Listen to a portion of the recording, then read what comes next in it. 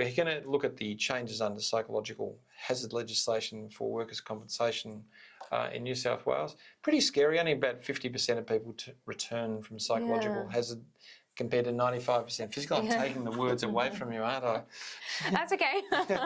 But I think the changes that we're talking about are really quite... Whoops, I'm getting very excited with the teleprompter. We've moved on. So the changes really do this. They say to try and reduce the number of psychological claims. And iCare were billions of dollars in debt and never managed the legislation the way it should have been done. So there really is no need, just like there was no need in Victoria if it was managed properly. But what they've done is they've said, look, there must be a relevant event that caused the injury.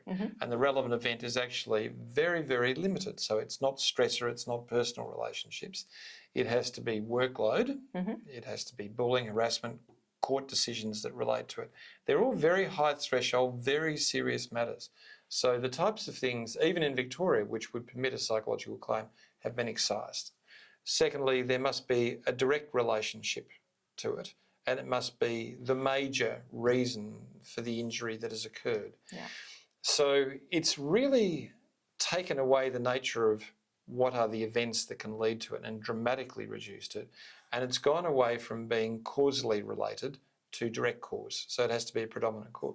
Pretty scary, you know, because I think the example I gave with Monnette earlier, which was probably an unfair one, but Monnette allowed me to use her as a guinea pig, I'm afraid for that is. Just say Monnette's going through incredibly difficult times in life. She comes in, I'm irritable, I'm grumpy. And I shout at her, she's embarrassed, she runs out. She feels difficult to come back to work. Did I actually cause this? A little bit did, yeah, because it was a threshold issue.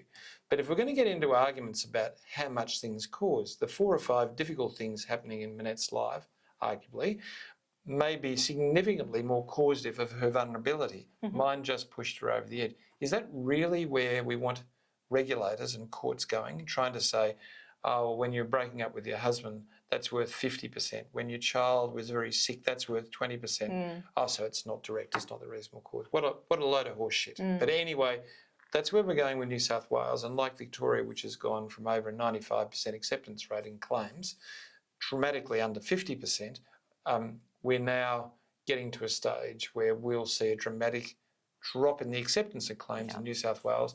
I might say that reasonable management action has gone up. And so reasonable management action as a defence is now much easier to raise because they've got to show it is actually the management action that caused it. What absolute nonsense. Anyway, that's New South Wales. It was always going to be nonsense legislation. There we go. Why don't we get on to the case study and I'll let you read and we'll go from there. You ready to go? Yeah, let's go ahead. So Nick was worn out. He was a conscientious worker and he had worked with Ernie for many years.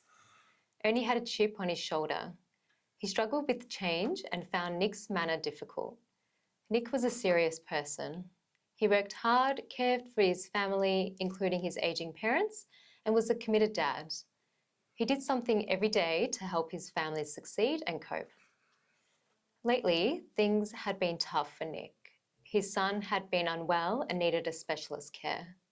His wife had become sad and withdrawn as a result of their son's difficulties, and Nick had just found out that his mother had cancer. His mother was his closest relationship.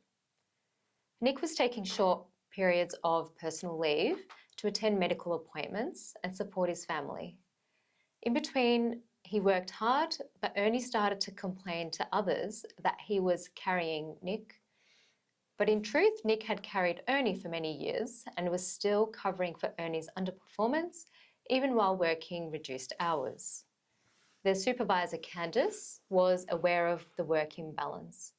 Nick handled all the complex work, often staying back to complete it, as well as managing the work hygiene issues that Ernie neglected. Candice knew Nick had felt overwhelmed even before the issues at home arose, and she did her best to support him. At the beginning of the first week in December, Candice told the team, including Nick and Ernie, that they would need to set up a new tooling for the cardboard printing line the following day while still meeting production targets. The box line was running across all 3 shifts for the Christmas food rush, and there could be no downtime between the usual retooling. Nick reminded Candace that he would be at his son's school that morning until 10 a.m, following a hospital visit.